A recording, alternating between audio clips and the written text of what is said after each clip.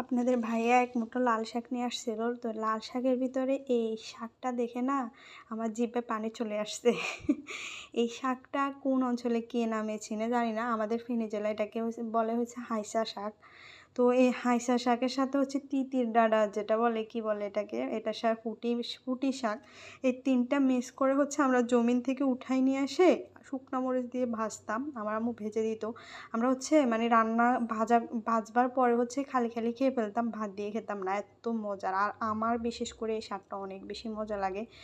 আজকে 2টা বছর এই শাকটা খাওয়া হচ্ছে না, আমি অনেক মিস করি। যদিও আমাদের ওইদিকে হচ্ছে সবসময় পাওয়া যায় না, যখন হচ্ছে শীতকাল তখন হচ্ছে পাওয়া যায় মেবি, ওইরকম টাইপের হচ্ছে এই শাকগুলো জমিনের ভিতরে উঠে। তো আমরা কয়েকজন কাজিনরা মিলে গিয়ে হচ্ছে উঠাই নিয়ে আসি একদিন, সবাই মিলে একসাথে যাই, একা একা গেলে ভালো লাগে না।